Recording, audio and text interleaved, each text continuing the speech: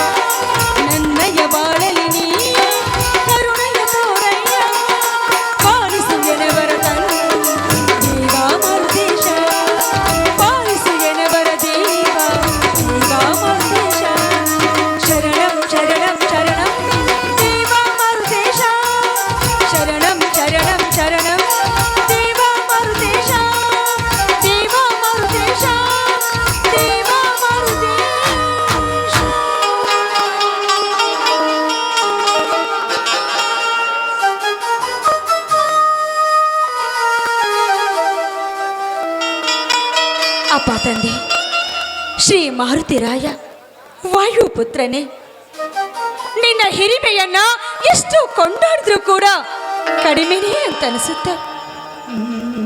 ಕಲಿಯುಗದ ಬಂಧುವಾಗಿ, ಕಲಿಯುಗದ ನಿಜ ದೈವ ಸ್ವರೂಪನಾಗಿ ಬಡ ಭಕ್ತರಿಗೆ ನಿನ್ನ ಸ್ವರೂಪದ, ನಿನ್ನ ನಾಮದ, ನಿನ್ನ ರೂಪವನ್ನ ತೋರಿ ಎಲ್ಲರ ಮೇಲೂ ಕೂಡ ಕರುಣೆ, ಆಶೀರ್ವಾದ, ಪ್ರೀತಿನ ತೋರ್ತಾ ಇರೋ ಶ್ರೀ ವಾಯುಪುತ್ರನೇ, ನಿನ್ನ ಹಿರಿಮೆಯನ್ನ ನಿಜವಾಗಿಯೂ ಎಷ್ಟು ಕೊಂಡಾಡಿದ್ರೂ ಕೂಡ ಕೊಂಚ ಕಡಿಮೆಯೇ ಅಂತ ಅನಿಸುತ್ತೆ ತಂದೆ. ತಂದೆ, ನಾನೇನು ನಿನ್ನ ಹತ್ರ ಅಷ್ಟು ಐಶ್ವರ್ಯನ ಮತ್ತಷ್ಟು ಕೊಡು ಅಂತ ಮತ್ತೊಮ್ಮೆ ಸೆರಗೊಟ್ಟಿ ಬೇಡ್ಲಾರೆ ತಂದೆ. ಆದ್ರೆ ಮುಂಬರುವ ಎಂಥದ್ದೇ ದಿಟ್ಟವಾದ ಕಷ್ಟಗಳಿಗೆ ಎದೆಗೊಟ್ಟು ಹೋರಾಡುವಂತ ಶಕ್ತಿಯನ್ನ ಕೊಟ್ಟು ಕಾಪಾಡುವಂತ ನಿನ್ನ ಹತ್ರ ಸೆರಗೊಟ್ಟಿ ಬೇಡ್ತಾ ಇದ್ದೀನಿ ಅಪ್ಪ. ನನ್ನ ಮೈದುನ ತುಂಬಾ ಶಾಲೆ ಕಲ್ತಿದ್ದಾನೆ, ಒಂದು ನೌಕರಿ ಬೇಕು ಅಂತ ಹಗಲು ಕಷ್ಟಪಟ್ಟು ದುಡಿತಾ ಇದ್ದಾನೆ.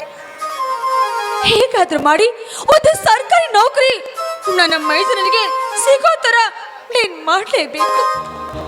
ಯಾಕೆಂದ್ರೆ ಶ್ರೀಮಂತರ ಅಟ್ಟಹಾಸ ಮೆಟ್ಟಿ ಮೇರಿ ಮೆರೆದು ಈ ಸಮಾಜದಲ್ಲಿ ಬಡವರಿಗೆ ಬೆಲೆಯೇ ಇಲ್ಲದಂತಾಗ್ಬಿಟ್ಟಿದೆ. ಹೀಗಿರ್ಬೇಕಾದ್ರೆ ಈ ನಮ್ಮ ಕುಟುಂಬದಲ್ಲಿ ನನ್ನ ಗಂಡ ಹಾಗೂ ನಾನು, ನನ್ನ ಮೈದುನ ಈ ಸುಂದರ ಸಂಸಾರದಲ್ಲಿ ಯಾವ ಕೆಟ್ಟ ದೃಷ್ಟಿಯೂ ತಾಗದ ಹಾಗೆ ಸದಾಕಾಲ ನಗು ನಗುತ್ತಾ ಇರೋ ತರ ನೀನೇ ನೀನೇ ನಮ್ಮನ್ನ ಕಾಪಾಡಬೇಕು ದೇವ, ನೀನೇ ಕಾಪಾಡಬೇಕು.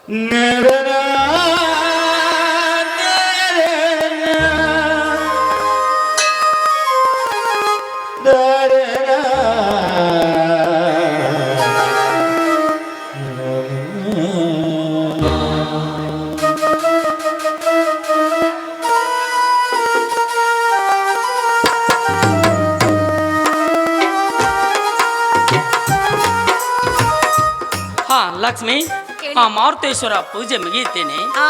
ಪೂಜೆ ಈಗ ತಾನೇ ಮುಗಿಸಿದ್ದೇನೆ. ಯಾವಾಗ ಪ್ರಸಾದ ಕೊಡ್ತೀನಿ.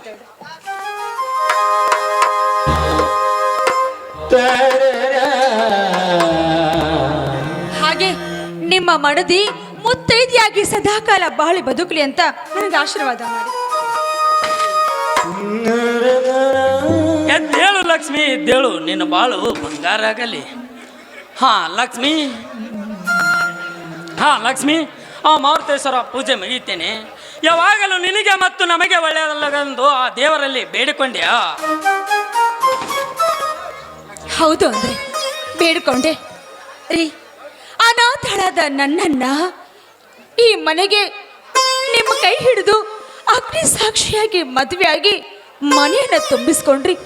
ಅದು ಸಾಲದು ಅಂತ ನಿಮ್ಮ ಹೃದಯದಲ್ಲಿಟ್ಟು ದೇವತೆ ತರ ಪೂಜಿಸ್ತಾ ಇದ್ದೀರಲ್ರಿ.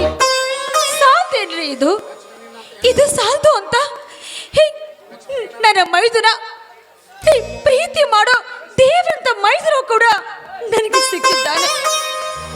ಇದು ಅಲ್ಲದೆ ನನ್ನ ಜೀವನದಲ್ಲಿ ಸಂತಸವನ್ನೇ ತುಂಬಿದ್ದೀರಾ ರೀ. ಇದನ್ನ ಬಿಟ್ರೆ ಬೇರೆ ಏನ್ರಿ ಬೇಕು ನನಗೆ? ಲಕ್ಷ್ಮಿ, ನಿನ್ನಂತ ಹೆಂಡತಿನ ಪಡೆದ ನಾನೇ ಪುಣ್ಯವಂತ ಲಕ್ಷ್ಮಿ, ನಾನೇ ಪುಣ್ಯವಂತ.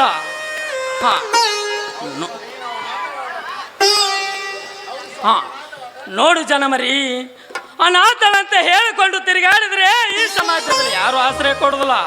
ಲಕ್ಷ್ಮಿ, ಅನಾಥಳಂತೆ ನಿನ್ನ ಬಾಯ ಮಾತಿನಿಂದ ಇನ್ನೊಂದು ಸಾರಿ ಬರಬಾರ್ದು ಲಕ್ಷ್ಮಿ, ಬರಬಾರ್ದು.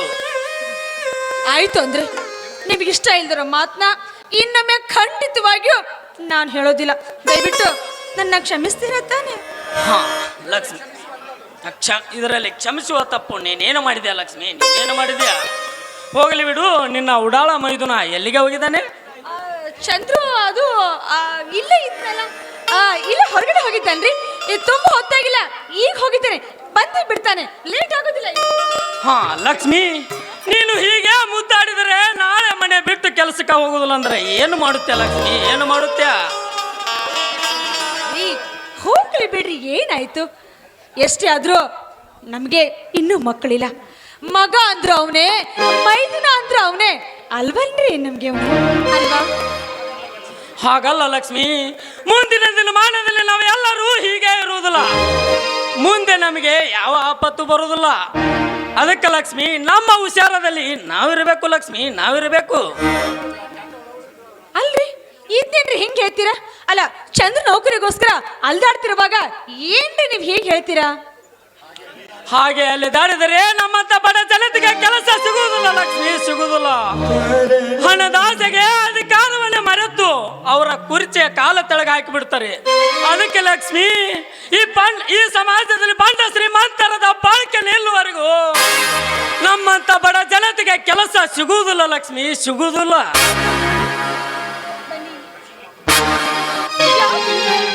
ಯಾಕೆ ಕೊರಗ್ತೀರಾ? ದಯವಿಟ್ಟು ಕೊರಗೋದನ್ನ ಕಡಿಮೆ ಮಾಡಿ. ಈ ಸಮಾಜ ಕೈ ಬಿಟ್ರೆ ಏನ್ ಹತ್ರಿ? ಆ ಭಗವಂತ, ಆ ದೇವರು, ಆಂಜನೇಯ ಸ್ವಾಮಿ ನಮ್ಮನ್ನೆತ್ತು ಕೈ ಬಿಡುವುದಿಲ್ಲ ಅಂದ್ರೆ? ಲಕ್ಷ್ಮಿ, ನಾನು ಇನ್ನು ಬರುತ್ತೇನೆ. ನನಗೆ ಜನರು ಬರಲು ಹೇಳಿದ್ದಾರೆ, ನಾನು ಹೋಗಿ ಬರುತ್ತೇನೆ. ನೀನು ಅಷ್ಟರಲ್ಲಿ ಅಡಿಗೆ ಮಾಡು, ನಾನು ಆಮೇಲೆ ಬರುತ್ತೇನೆ.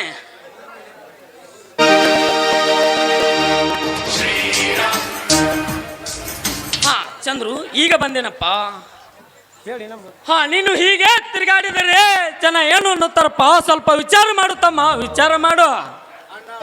ಅಣ್ಣ, ಅದು ಮನೆಯಲ್ಲಿ ಕುಳಿತು ಬೇಸರವಾಗಿತ್ತು, ಅದಕ್ಕೆ ಸ್ವಲ್ಪ ಹೊರಗಡೆ ವಿಶ್ರಾಂತಿ ತೆಗೆದುಕೊಳ್ಳಲು ಹೋಗಿದ್ದೆ. ಏನಾಯ್ತಣ್ಣ?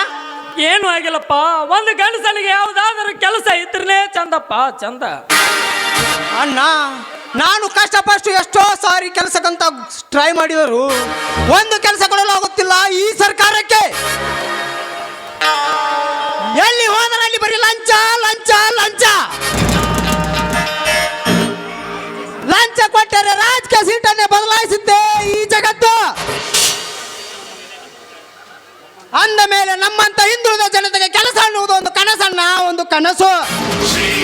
ಅಂದ್ರು ಹಣ ಅಂದ್ರೆ ಕಲಿಯುಗದಲ್ಲಿ ಹೆತ್ತ ತಾಯಿನನ್ನು ಮಾರಿಕೊಂಡಿರುವಾಗ ಹಣ ಎಂಬ ಮನೆ ಮಾಡಿ ಮಂಚಾಯರು ಕುಳಿತು ಲಂಚಗಳನ್ನು ಮೆಟ್ಟಿನಿಂದ ಹೊಡೆದಾಗಲೇ ಅಂದಾಗಲೇ ಈ ಸಮಾಜದಲ್ಲಿ ಬುದ್ಧಿ ಬರುವುದಪ್ಪ, ಬರುವುದು. ಚಂದ್ರು, ಈಗಿನ ಕಾಲದಲ್ಲಿ ಕಷ್ಟಪಟ್ಟು ಓದಿದ್ರೆ ಸಾಲದಪ್ಪ. ಹಣ ಈಗಿನ ಯುಗದಲ್ಲಿ ಯಾವತ್ತೂ ಹಣನೇ ಮುಖ್ಯ. ಯಾಕೆಂದ್ರೆ ಮನುಷ್ಯನ ಬುದ್ಧಿ ಶಕ್ತಿ ನೋಡಿ ಯಾರು ನೌಕರಿ ಕೊಡೋದಿಲ್ಲಪ್ಪ. ಹಣ ಹಣ ಮಾತ್ರ ಹೆಸರಾಗುತ್ತೆ. ಹಣವಿಲ್ಲದವನ ಬಾಳು ಕಲ್ಲು ಬಂಡಿಯಂತೆ. ಆ ದೇವ್ ಹೇಳಿರೋ ಮಾತು ಸತ್ಯ ಕಣೋ. ಅತ್ತಿಗೆ, ತಾಯಿ ಇಲ್ಲದ ನನಗೆ ತಾಯಿಗಿಂತ ಹೆಚ್ಚಾಗಿ ಸಾಕಿದ್ದೀರಿ. ಒಂದು ವೇಳೆ ನನ್ನ ತಾಯಿ ಇದ್ದರೂ ನಾ ಪ್ರೀತಿ ಸುಖ ಸಿಗುತ್ತಿತ್ತೋ ಇಲ್ಲವೇನೋ. ನನ್ನ ತಾಯಿಯ ನೆನಪು ಬಾರದಂತೆ ನನ್ನನ್ನು ಸಾಕಿ ಬೆಳೆಸಿದ್ದೀರಿ. ಇದು ನಾನು ಮಾಡಿದ ಪುಣ್ಯ ಅತ್ತಿಗೆ, ಪುಣ್ಯ.